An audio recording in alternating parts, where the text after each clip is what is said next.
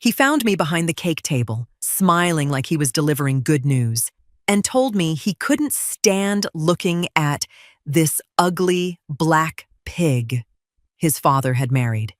He said it soft, close to my ear, so the photographer 2 feet away kept right on snapping pictures of a happy bride. My name is Vesta. That afternoon, I had been Mrs. Vesta Renfro for exactly 2 hours. I want to tell you those words shook me because they were cruel. They did. But what shook me more was the rhythm of them, the way they landed too smooth, too rehearsed, like a line he'd said before, maybe even practiced. I didn't know it yet, but I'd hear that same shape of cruelty again, years later, from someone else's mouth. And I'd recognize it the way you recognize a song you didn't know you'd memorized. Roydell was 26 that day, my husband Eustace's only son, and he hadn't come to the wedding for me. He'd come to watch his father marry someone who wasn't his mother, and he'd decided before he ever shook my hand that I was the villain in whatever story he was telling himself. What he said next is the part I still turn over at night. He told me he already knew about the diagnosis, the spot they'd found on his father's lung 2 months before, caught early, doctors calling it treatable if Eustace did the treatment right. Roydell knew, and he'd come anyway to deliver his verdict on his father's choice of wife instead of asking his father how scared he was. Eustace caught the last of it. I watched him cross the reception floor faster than a man 3 weeks into chemo should have been able to move, his hand finding Roydell's shoulder, his voice low and pleading in a way I'd never heard from him. Not today. Please, son. Not today. Roydell looked at his father like he was looking at a stranger, said something about not staying in a house with her, and walked out through the open doors before the cake was even cut. Half the guests pretended not to notice. The other half noticed everything. Before I keep going, tell me what time it is where you're watching this from. Something tells me this is the kind of story you'll remember exactly when you started it. It wasn't until later, dancing the first dance with my new husband, that I understood the insult wasn't really about me at all. Roydell had been carrying that wound long before I walked into his father's life. Somebody had handed it to him, polished and ready, and he'd been waiting for a reason to use it. I just happened to be standing there when he needed one. I married a kind, steady man that day. I didn't fully understand yet that I was also marrying his unhealed places. The way he flinched when his son's name came up. The silence he kept about whatever happened between him and Roydell's mother, how he changed the subject every single time. Near the end of the night, Eustace pulled me close during the toasts, his lips against my temple, his breath unsteady. Vesta, he said, I need you to promise me something before I get too sick to ask you properly. I turned to look at him, waiting. The band picked that exact moment to strike up again, drowning him out, and the room erupted into clapping before I ever heard the rest of his sentence. Nearly 10 years would pass before Roydell spoke to his father again. The second time a doctor said the word cancer to us, he didn't soften it. No spot, no shadow. He said tumors, plural, and looked straight at me instead of my husband, because by then he already knew who'd be carrying this. Nearly 10 years had passed since the wedding, since Roydell walked out through those open doors. Eustace was 61 now, and the cancer that had once been small and treatable had come back somewhere new, somewhere worse, and the doctor used phrases like manage the timeline instead of cure. I had spent those years learning how to run a household quietly while my husband ran a business loudly. And now I had maybe a season to learn it the other way around. Eustace started walking me through the company books at the kitchen table at night, his handwriting shakier than it used to be, explaining accounts and vendors and a Texas property file he flipped past too fast for me to ask about. I told myself I was grateful he trusted me with any of it. Underneath that gratitude sat something colder I didn't want to name yet. The creeping sense that a man only hands over his whole life like that when he already knows how the story ends. I didn't. A push. A woman learns when her husband is handing her the keys, and when he's just showing her where the keys are kept for later. Word that Eustace was sick again didn't come from Roydell calling to ask. It came from Brooksville itself, from a church usher who'd heard it from a hospital clerk, who mentioned it to my hairdresser, who mentioned it to me like she assumed I already knew. That was the first crack I'd felt in nearly a decade of silence. Not Roydell reaching toward his father, but the town reaching toward Roydell before either of us did. 3 days later, his name lit up Eustace's phone while we were eating dinner. Eustace let it go to voicemail, too tired to talk, and the message played out loud on speaker before either of us thought to turn it down. Roydell's voice came through flat, businesslike, asking about the company's current value before he asked a single question about his father's health. Then, almost as an afterthought, he said, "Mama said I should at least find out where things stand before it's too late to ask." Mama said. Nearly 10 years of silence, and still her voice was riding shotgun in every word that came out of his mouth. Eustace didn't react to the voicemail the way I expected. He just closed his eyes at the table, tired in a way that had nothing to do with chemo, and went to bed early without finishing his food. That night, half asleep beside him, I heard him say a name into the dark that wasn't mine and wasn't Roydell's. Loretta. Just that. Soft. Like an old habit his mouth hadn't unlearned. I lay still and didn't ask him about it in the morning. Some doors you don't knock on while a man is still healing from the last time they were opened. The next afternoon, looking for our insurance policy in the back of his file cabinet, my hand landed on a thin stack of envelopes tied together with a rubber band gone brittle with age. They were addressed to Eustace from a law office in Texas, every one of them still sealed, postmarked years before I'd ever met him. The strangest part wasn't that they were there. It was that someone had taken the trouble to keep them. They weren't shoved into a junk drawer or lost behind a cabinet.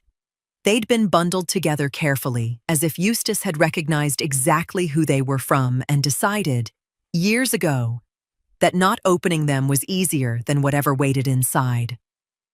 I sat there on the floor of that office a long time, turning them over in my hands, before I let myself wonder what kind of man keeps mail like that closed for that long, and what kind of woman finds out by accident.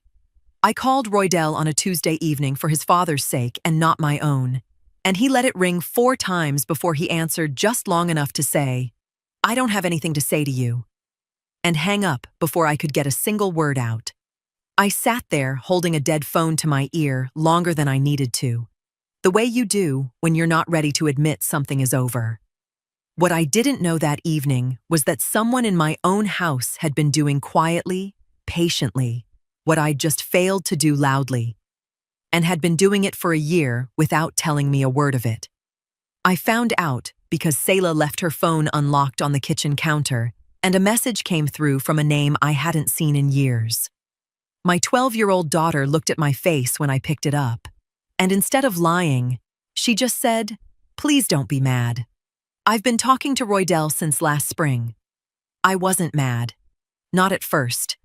I was something closer to ashamed. That my own child had been carrying a bridge between 2 people I'd let stay broken, and carrying it in silence because she didn't trust either side of the gap to handle it gently. "He doesn't answer all the time," Selah said quickly.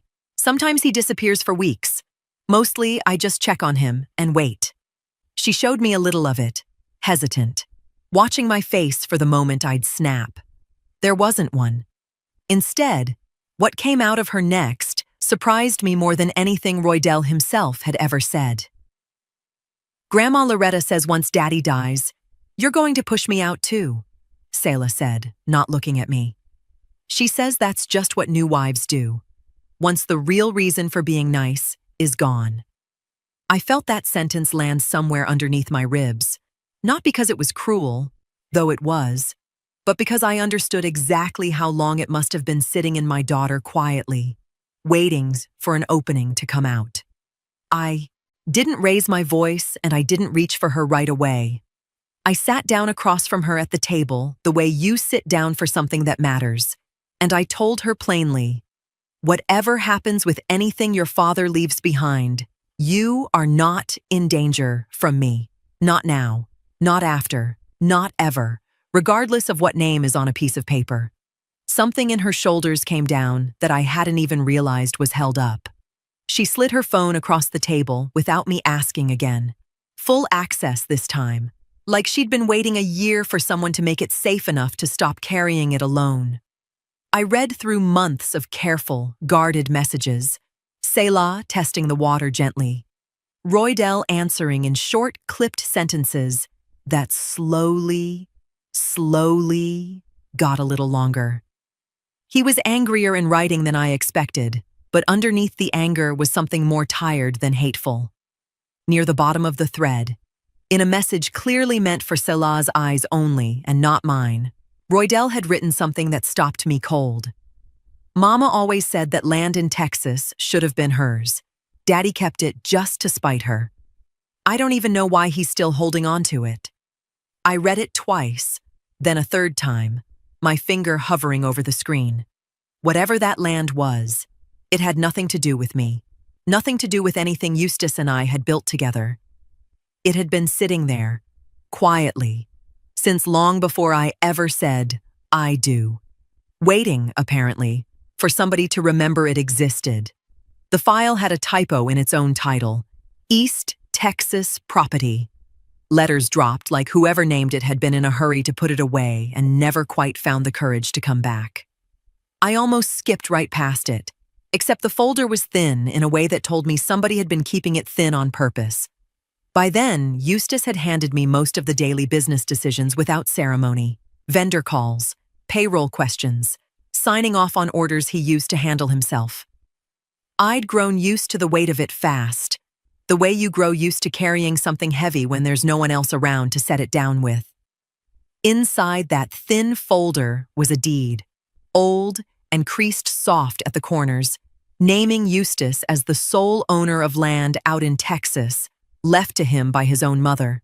Stapled behind it, a loan document, the same land used years back to secure financing for the very business I was now learning to run.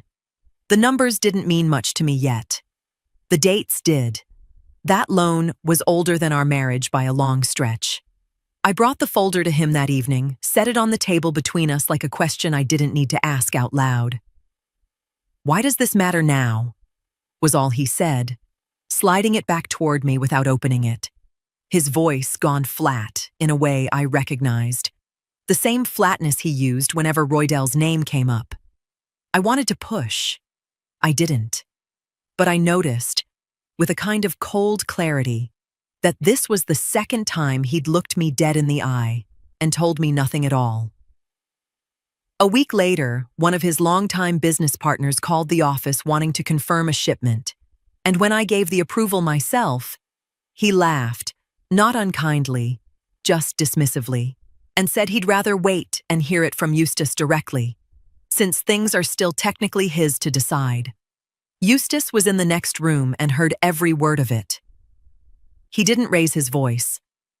He simply picked up the phone himself, told the man that from that day forward my signature carried the same weight as his on every account the business held, and hung up before the man could argue.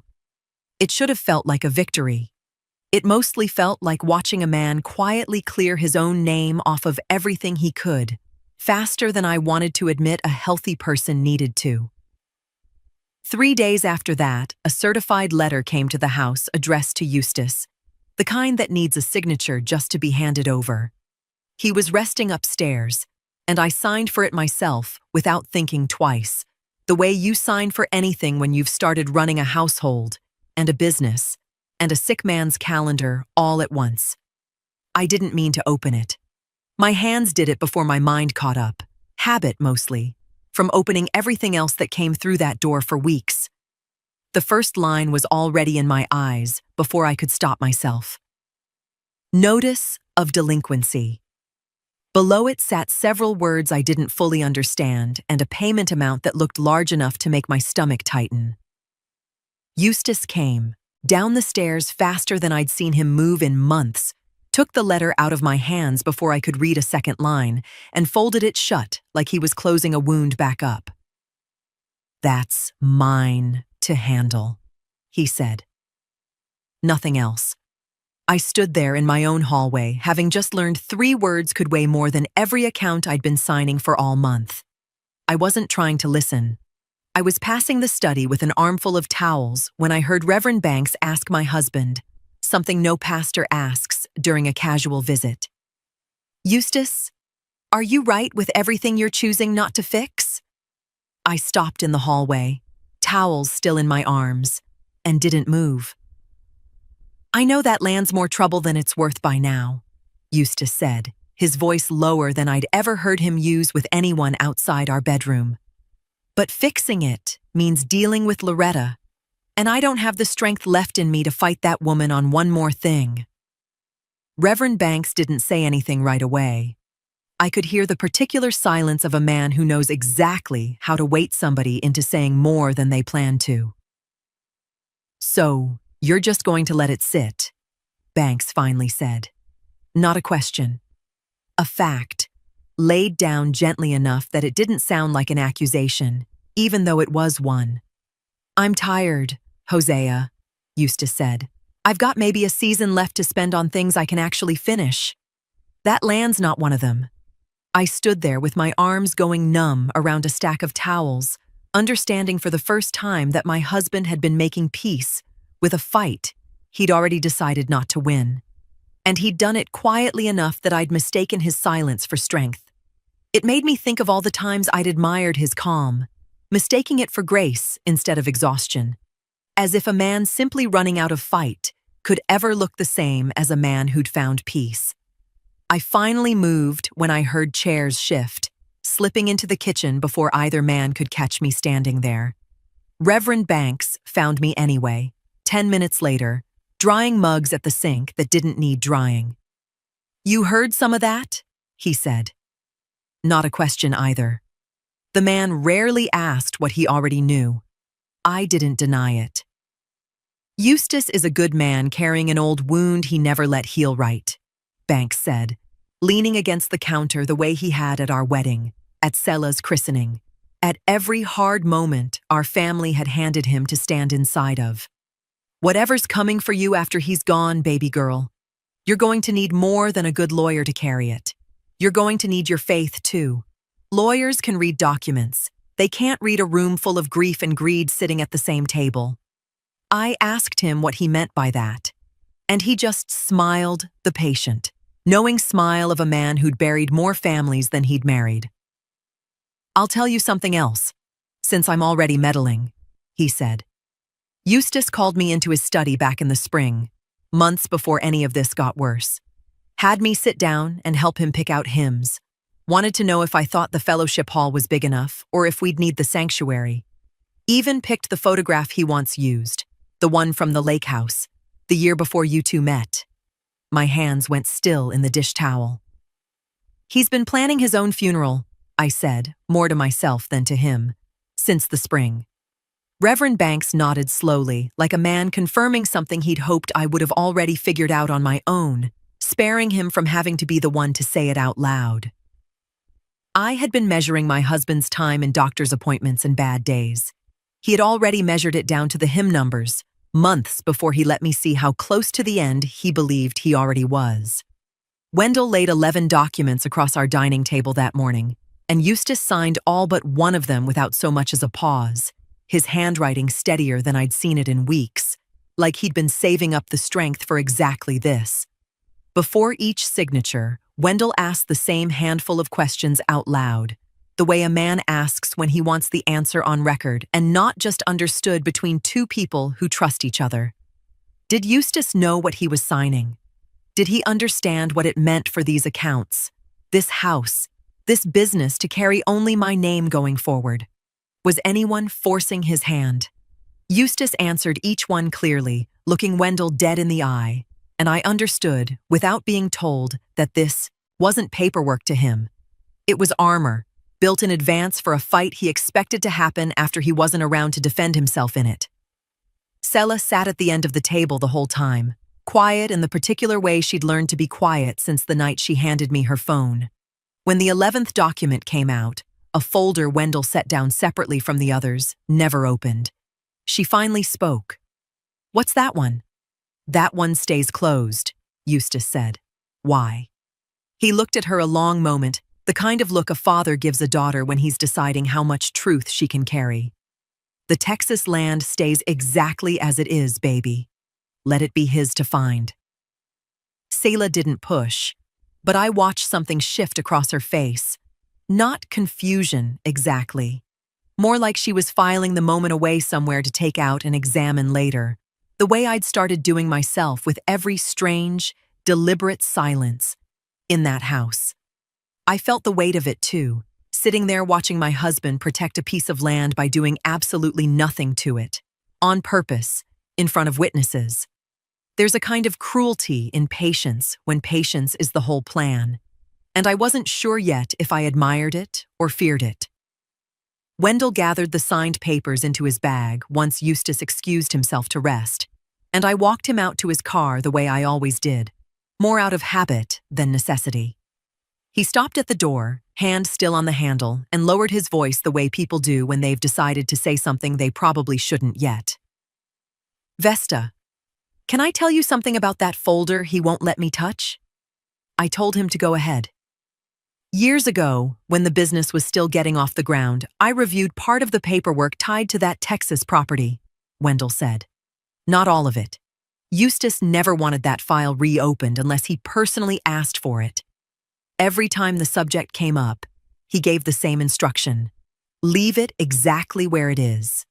He glanced back toward the house like he wanted to be sure of his own privacy before he finished the thought. "I remember enough to know there's a deed of trust attached to that land. I also remember there were provisions in it that made him unusually protective of the file. That's about as far as my knowledge goes. I haven't reviewed the underlying documents in years, and he made it clear he didn't want anyone digging through them without a reason." I stood there in my own driveway with my arms crossed against the morning chill, turning that sentence over the same way I'd turned over every unopened envelope in that house for months now. "Why are you telling me this now?" I asked, "instead of waiting until it matters?"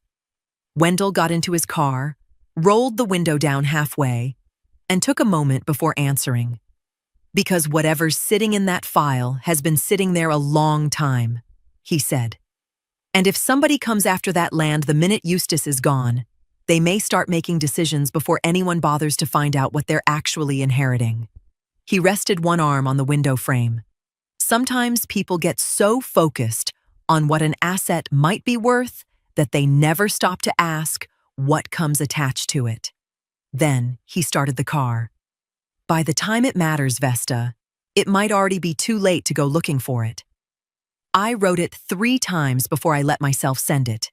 No accusations, no old wounds reopened, just the truth, as plain as I could put it. "Your father is dying faster than the doctors expected, and if there's anything left between you two worth saying, the window is closing. I am not a woman who finds words easily when my chest is tight, but I made myself find them anyway, because somebody in that family needed to say the true thing instead of the comfortable one for once. I hit send before I could talk myself out of it again, and I told myself whatever came back, I'd at least know I'd done the one thing nobody else in that house had managed to do, honestly. The reply came 2 days later, and the first half of it almost fooled me. Roydell wrote that he was sorry to hear it, that he'd think about coming, that maybe once things settled down between everybody he could find a way to visit before it was too late. It read soft enough that for a moment I let myself hope grief might actually be doing what years of silence hadn't. Then I read the second half, and I understood the first half had only been there to soften me up for it. He wanted to know what was in his father's will. Not gently, not as an afterthought, directly, like a man requesting a number from a customer service line. He wanted confirmation that he was still listed as an heir, and he wanted it in writing before he committed to anything else, including, apparently, seeing his father alive one more time. Selah read it over my shoulder before I could decide whether to show her, and she went very still in a way I recognized now as her own version of putting something together. "That's not him," she said. "That's her." I've heard her say things exactly like that before. Soft first, then the real ask comes right after, like she's testing how much you'll forgive before she shows you what she actually wants. I asked how she could be so sure, and Selah just shrugged. The particular shrug of a child who'd learned to read a grown woman's cruelty the way other children learn to read weather. "She does it every time," Selah said. "She makes you feel bad for her first. Then she tells you what you owe her." I sat with that a long moment, watching my daughter recognize a pattern she should have never had to learn at her age, and feeling something harden in me that hadn't been there an hour before.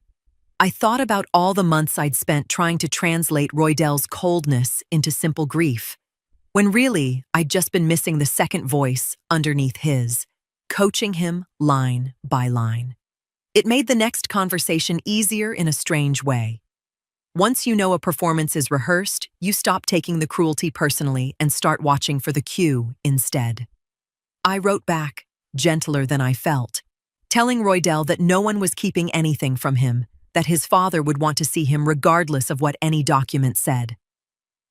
I meant every word of it. His reply came faster than the first one had, and shorter, stripped clean of whatever softness Loretta had dressed the earlier message in. "Tell Daddy," he wrote, "if I'm left out of anything, everybody in Brooksville is going to know exactly why." I read it twice, set the phone face down on the table, and didn't show it to Eustace that night. Some threats are heavier carried alone than shared, at least until you've decided exactly what you intend to do about them. That woman wanted that land more than she ever wanted your husband, Evelyn said, before she'd even taken her coat off, before I'd thought to offer her a seat.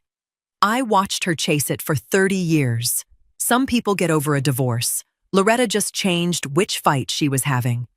I'd called Evelyn over on instinct more than plan, the way you call the one person in town who remembers everything nobody bothered writing down. She set her purse on my counter like she intended to stay a while and got straight to the parts I actually needed. Evelyn had spent nearly 20 years helping organize church events, charity drives, funeral meals, and fellowship dinners. If something became community gossip in Brooksville, chances were she'd heard it before most people and forgotten less of it than anybody else. Eustace's mother left him that Texas land outright. No question about whose name belonged on it, Evelyn said. But when he and Loretta split, she fought hard to get half of it in the settlement anyway, like marrying into a family entitled her to dig up whatever was buried in it. He wouldn't budge, kept it exactly his, didn't even let her keep a corner of it for spite, and I don't think that woman has forgiven him a single day since. I asked her how she could be so sure it went that deep, after all these years. Evelyn gave a short laugh without any humor in it. "Because I was standing 6 feet away from her at the church fellowship hall the year after the divorce when she brought it up for the third time in one afternoon," she said. "Some people tell the same story because they're hurt. Loretta told it because she wanted an audience." Then she shook her head. "Because she still brings it up," Evelyn said. "Not to me directly. She knows better than that now. But I hear things. People talk to the wrong folks at the wrong functions, thinking nobody else is listening. Loretta still tells anybody who'll sit still long enough that Eustace robbed her of what should have been hers. Never mind, that it was never hers to begin with. I told her about the deed I'd found, the loan tied to it, the business it had quietly financed years before I ever existed in any of their lives. Evelyn nodded along like I was confirming something instead of revealing it. "That part's true too," she said. "I remember when he took that loan out. Whole town knew, because back then Eustace wasn't shy about needing the help to get the business off the ground. Wasn't a secret. It just got quiet over the years, the way things do once nobody's struggling anymore and there's nothing left to gossip about." It explained finally why Eustace flinched every time the subject came near him. Not shame over money, but old exhaustion over a fight with a woman who'd never once let an old wound close clean. I understood him a little more sitting in my own kitchen that afternoon than I had in years of marriage. I sat across from her, turning all of it over, a piece of inherited land, a bitter ex-wife, a decades-old loan nobody talked about anymore because the struggle had ended, even if the debt apparently hadn't. None of it made me afraid yet. It just made the shape of the whole situation clearer, the way a photograph gets sharper the longer you let your eyes adjust. Evelyn finished what was left of her coffee, set the cup down with a particular care, and lowered her voice in a way that told me she'd been holding the real reason for her visit until the end on purpose. "I need you to hear this part clear, baby," she said. "Somebody's already been asking around town about your husband's money. Not loud, not obvious, just careful little questions to careful little people, the kind that don't get repeated unless somebody like me happens to be standing close enough to catch them." I asked her if she meant Roydell. Evelyn shook her head slowly, watching my face the whole time, like she wanted to make sure I caught the full weight of what she was about to say. It wasn't Roydell who called first. Wendell came to the house at 11 that night because Eustace asked him to, not because anyone official told him the time had finally come. Eustace just knew, the way he'd known things about his own body for months before he let any of us catch up to him. He sat propped up against 3 pillows, oxygen tube taped under his nose, and went through his wishes one more time out loud, slow and clear enough that Wendell didn't need to ask him to repeat a single word. The house, the business, every account already carrying my name. He confirmed all of it again, like a man checking a door was locked before he could finally let himself sleep. "You understand everything you've told me tonight," Wendell said. Not really a question, just the formality he needed on record. "I understand it better than I've understood anything in years," Eustace said, and something in his voice made it clear he wasn't only talking about the documents. Selah sat at the foot of the bed, holding his foot through the blanket like she'd been doing since she was small enough to need carrying up the stairs herself. It was her idea, not mine, to ask one more time about calling Roydell. Her voice small but certain. The way a child asks for something she already suspects won't be granted, but needs to ask anyway, so she'll never have to wonder later if she tried. I made the call myself, sitting in the hallway outside his door so Eustace wouldn't have to listen to whatever answer came back. Loretta picked up on the second ring. "He's not available," she said, before I'd finished explaining why I was calling. "It's tonight, Loretta. I think it's tonight." There was a pause just long enough to tell me she'd heard every word and chosen what to do with it anyway. "I'll let him know you called." I sat there afterward with the phone still warm in my hand, and I didn't cry. Not yet. I just walked back into that room and held my husband's hand instead, because there was nothing useful left to do with the anger climbing up my throat. Eustace died a little after 1 in the morning, quietly, in the middle of a breath that simply didn't finish itself. Wendell was still there. Selah was still holding his foot. I was holding the hand that had pulled me close at our wedding, the one that had signed 11 documents at our dining table with a steadiness I now understood had cost him everything he had left. I noticed, in the strange clarity grief sometimes hands you before it lets the real weight land, that his hand had already begun to cool. There's no cinematic way to describe the moment a person you love stops being a person who's dying and becomes a person who's gone. It just happens, and the room doesn't change, and you keep sitting there anyway because some part of you hasn't caught up to the new shape of the silence yet. Selah cried first. Then I did. Wendell stepped quietly into the hallway to make the calls a moment like that requires, leaving the 3 of us, me, my daughter, and the man we'd both just lost, alone in a room that suddenly felt too large for what was left in it. It was Wendell who heard it first, 4 minutes later, standing in the hallway with Eustace's phone still in his hand, from checking the time. A single buzz. A voicemail from Roydell's number, time-stamped at 1:04. 4 minutes too late for the only thing that might have mattered. 3 weeks after the funeral, Wendell filed the paperwork that would make my husband's death official in the eyes of the law. Not just in the ache I still felt reaching for him every morning before remembering. Probate, he called it. The part where the state finally asks who gets what. Out loud, in writing, with everybody's name attached. Part of that process meant Roydell had to be formally notified, whether anyone wanted to call him or not. The court didn't care about 10 years of silence. It only cared that he was still legally Eustace's son, which made him an heir, whether he'd earned the title or simply been born into it.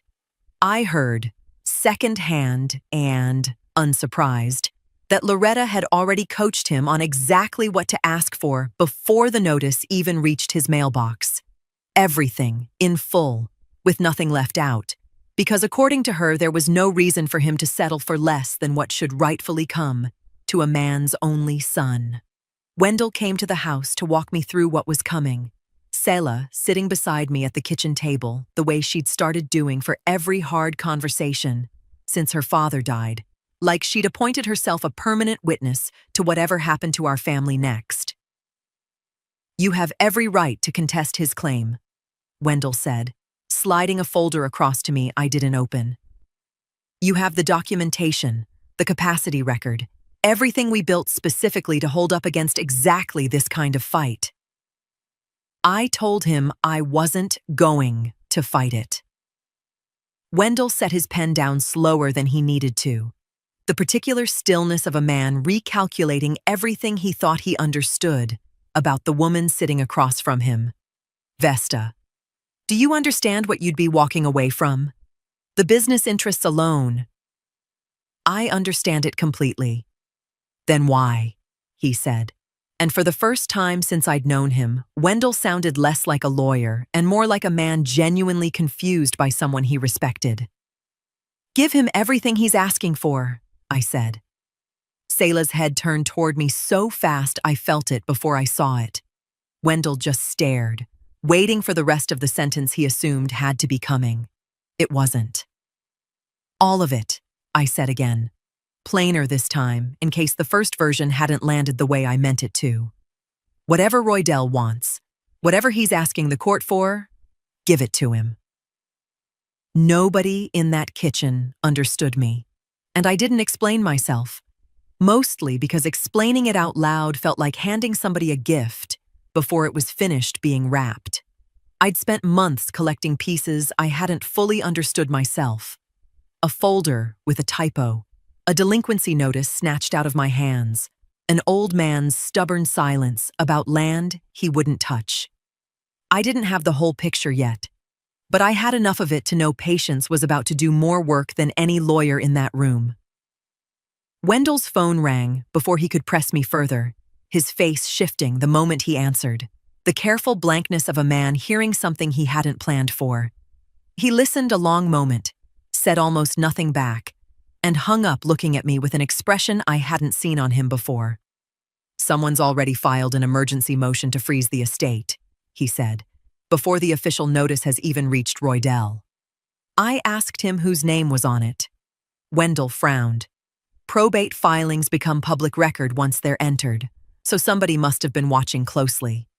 "It isn't his attorney," Wendell said. "It isn't anyone connected to Roydell at all that I can find. Whoever it was, they'd moved faster than grief usually allows a person to think clearly, which told me almost as much as the motion itself. The emergency motion turned out to have Loretta's name on it, not Roydell's, not any attorney's. Filed pro se, in her own handwriting, 3 days before her son had even hired anyone to represent him. Wendell read me the filing over the phone, and I could hear something close to disbelief in his voice, the kind a lawyer gets when a stranger tries to play a game whose rules they've never bothered learning. She'd asked the court to freeze every account, every asset, everything Eustace had ever touched, citing a relationship to the estate she did not, in any legal sense, actually have. Judge Pratt dismissed it within the week for lack of standing, exactly the way Wendell predicted she would. Loretta wasn't an heir, wasn't a creditor, wasn't anything the law recognized as having a stake in what Eustace left behind. She was simply a woman who decided 30 years of resentment counted as a legal interest. "It's good news," Wendell told me, "but I want you to understand what it actually means." She moved before Roydell even had representation. That tells us she's not waiting on him to lead this. She's the one steering. And she's already 3 steps ahead of where we assumed she'd be. I didn't feel relief the way I probably should have. I felt the particular unease of watching someone show you exactly how far they're willing to go, free of charge, before the real fight had even started.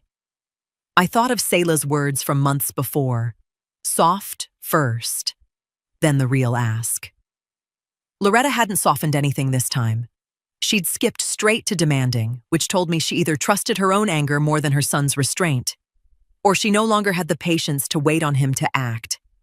Roydell hired an attorney soon after, Garrett Holloway, sharp-suited and confident in the way young lawyers get when they haven't lost enough yet to know better. His opening move wasn't about money at all.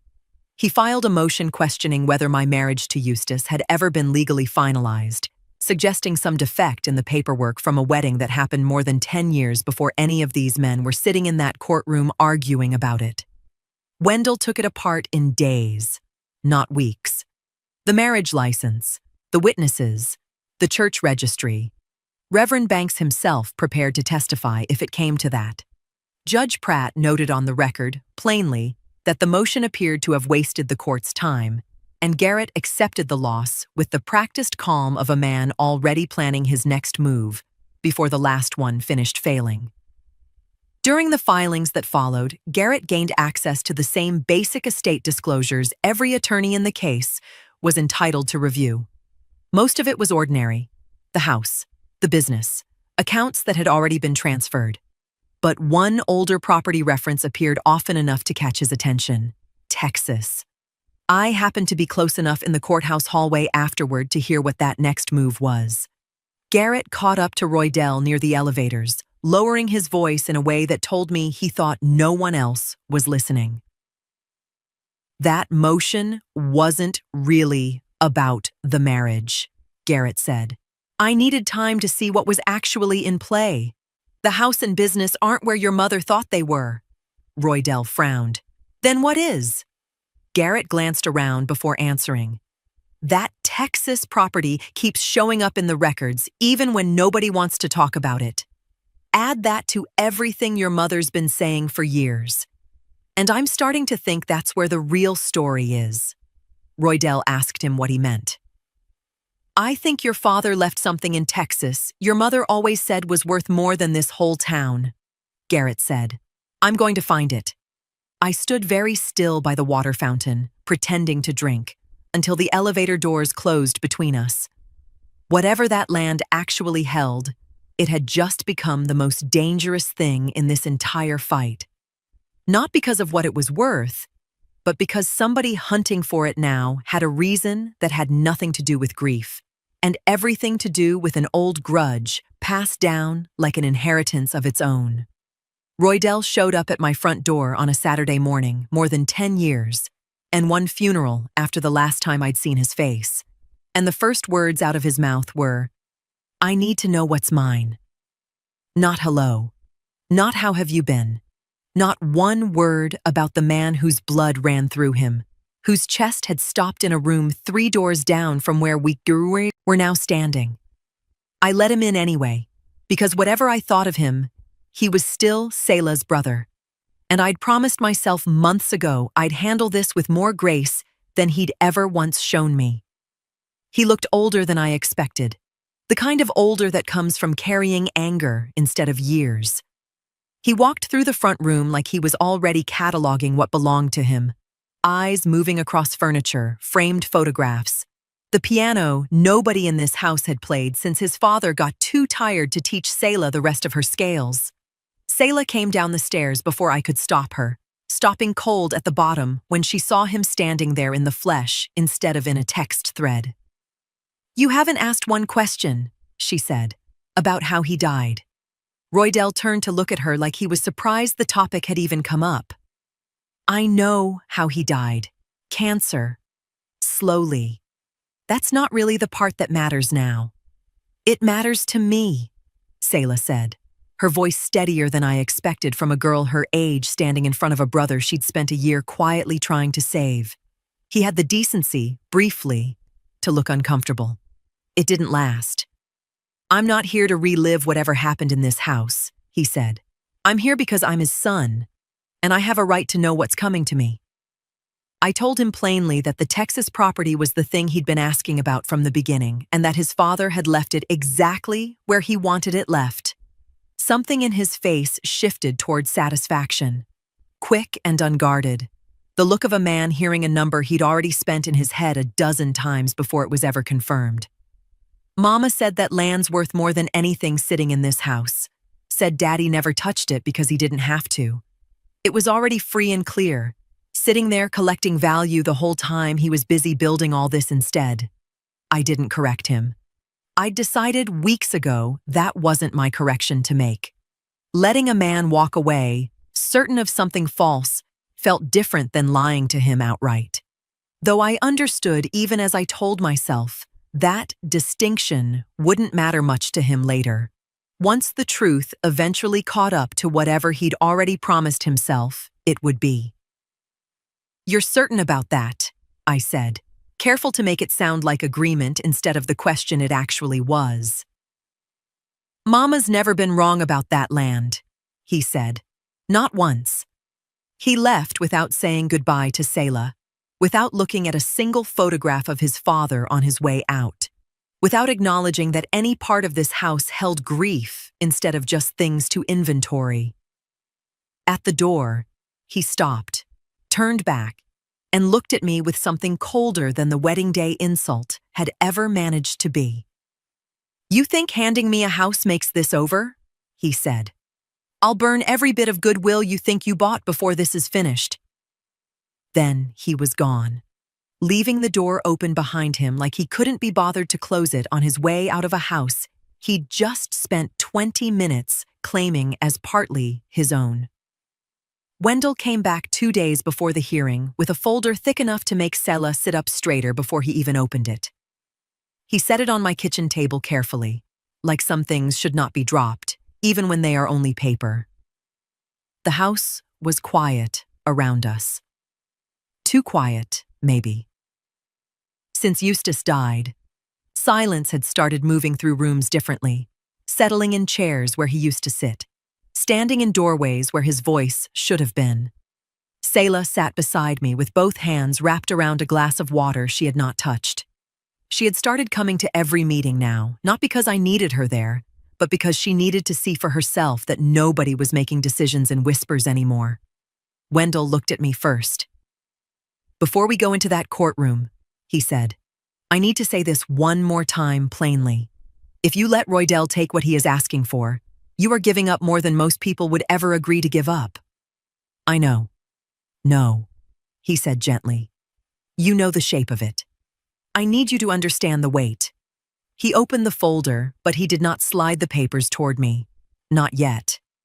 He laid his palm flat across the top page as if keeping something from getting loose too early. The house has value. The business has value.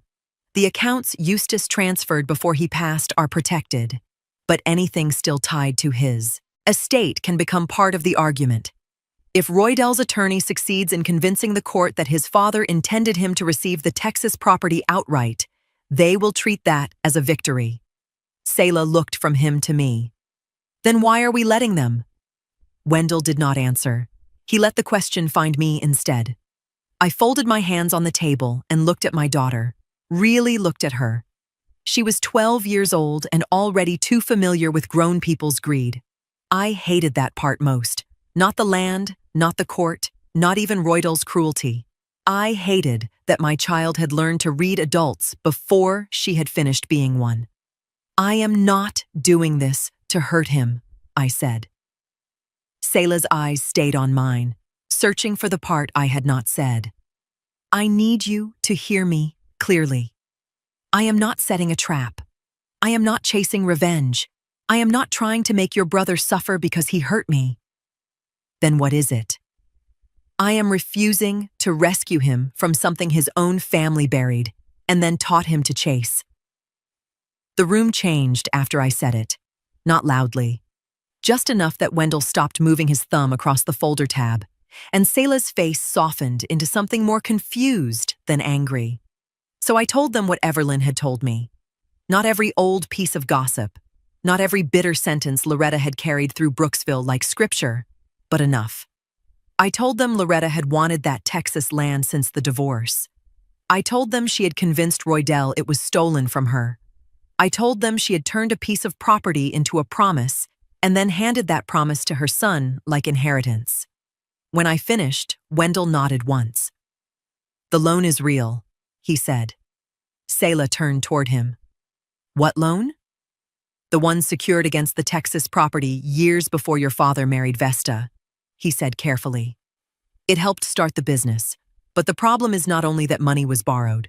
The problem is how it was written, what remained unpaid, and what happens when someone accepts that property without understanding the debt attached to it." I watched Selah's fingers tighten around the glass. "Are we talking about losing money?" she asked. Wendell looked at me before answering. "We are talking about inheriting trouble." He did not read the figures aloud. I was grateful for that. Numbers can make people foolish before they make them wise. Roydell had already counted value he had never verified. Loretta had already spent a victory she had not won. The courtroom would give them all the numbers they wanted soon enough. Selah looked back at me. "But Daddy knew?" "Yes," I said. "And he left it that way?" I thought of Eustace at the dining table, signing 11 documents and leaving one folder closed. I thought of his tired voice saying the Texas land should stay exactly as it was. "He left it where the truth could find whoever went looking for it," I said. "That is different." Wendell closed the folder then, slow and final. "Whatever happens in that courtroom," he said, "you already know what is in that deed of trust. Most people in your shoes would not have the stomach to just let it play out." I looked at the folder, then at my daughter. "I know," I said. "That is why I am going to." Garrett Holloway came into the probate courtroom acting like a man who had finally found the right door after knocking on several wrong ones. The first motion about my marriage had failed. Loretta's emergency filing had been thrown out. Roydell's first demand for everything had not frightened me the way they thought it would. So now Garrett reached for the argument lawyers sometimes reach for when a dying man signed important papers near the end of his life. He suggested that Eustace Renfro had not been in his right mind when he signed the documents that protected me. He did not say it cruelly at first. That was the smart part. He stood before Judge Pratt and spoke in a voice full of concern, talking about illness, medication, grief, pressure, and a wife who had taken over business decisions during a vulnerable season. He made it sound almost gentle, like he was defending a dying man's dignity instead of trying to undo his final choices. I sat still while he said it. That was something Eustace had taught me without meaning to. Some moments do not need your anger. They need your posture. Selah sat beside me, her knees pressed together, hands folded so tightly in her lap that her knuckles had gone pale. Wendell sat on my other side with one page turned over in front of him, waiting like a man who had already seen this move coming from 3 streets away. Garrett called Eustace confused. Wendell called Reverend Banks.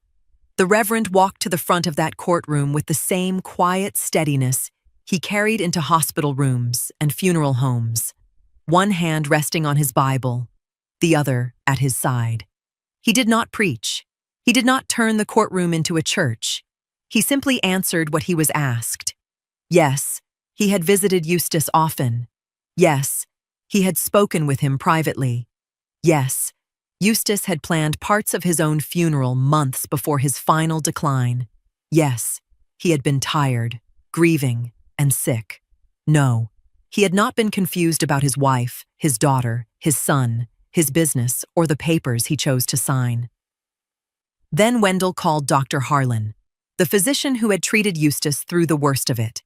Dr. Harlan did not dress the truth up. He admitted the cancer was advanced. He admitted Eustace had weak days.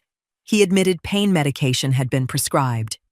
Then he looked at Judge Pratt and said Eustace had periods of complete clarity and that the documents had been signed during one of them, with questions asked and answered plainly.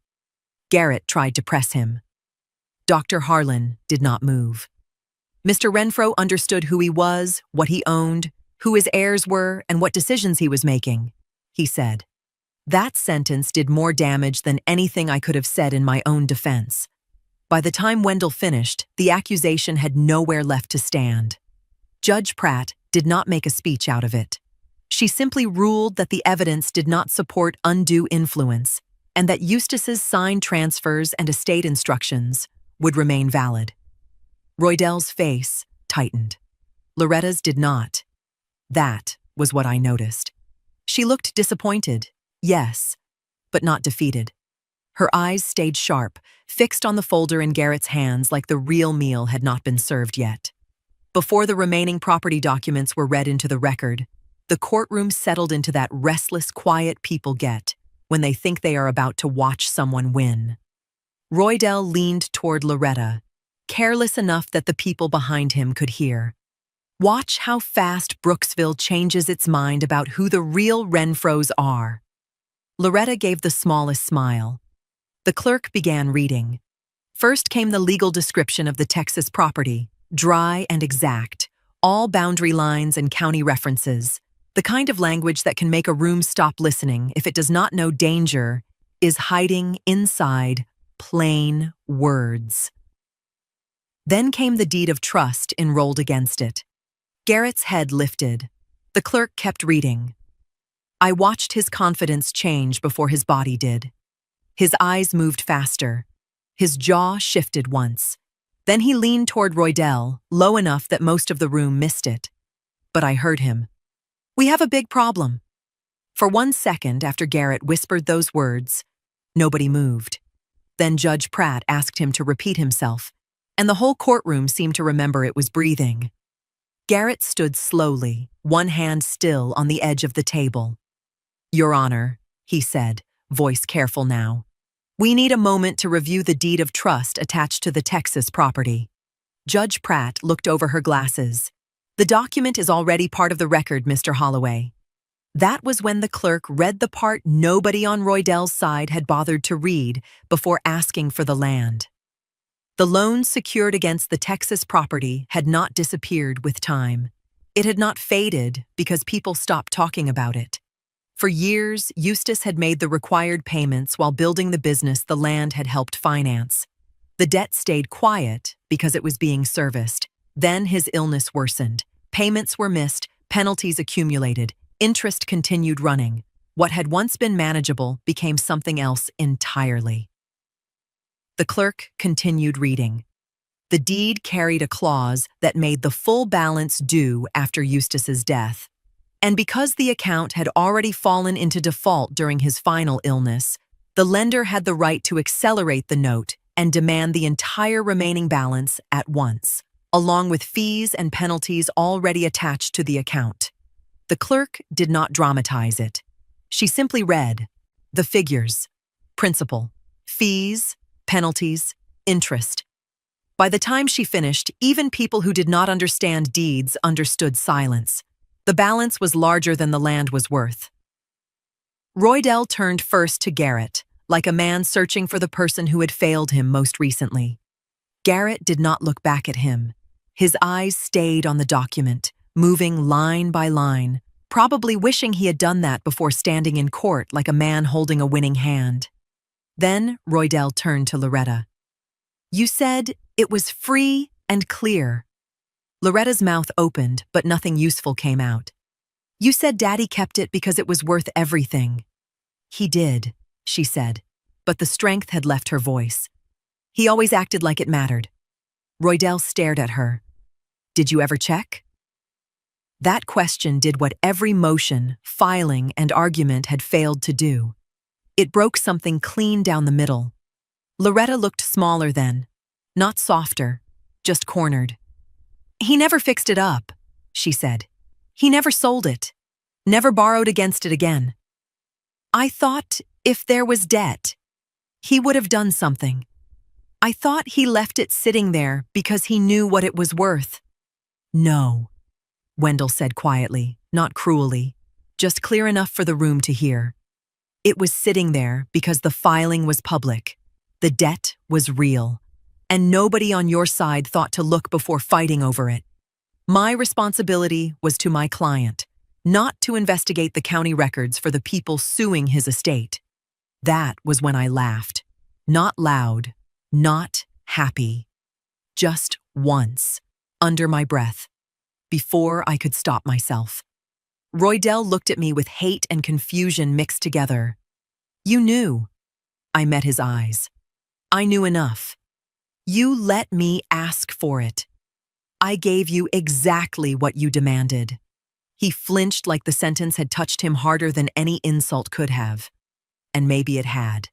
Because the truth was not hidden from him. It was not stolen. It was not buried in some secret room where only I held the key. It had been waiting in a public file, under the very land his mother taught him to worship. Selah did not smile. That stayed with me.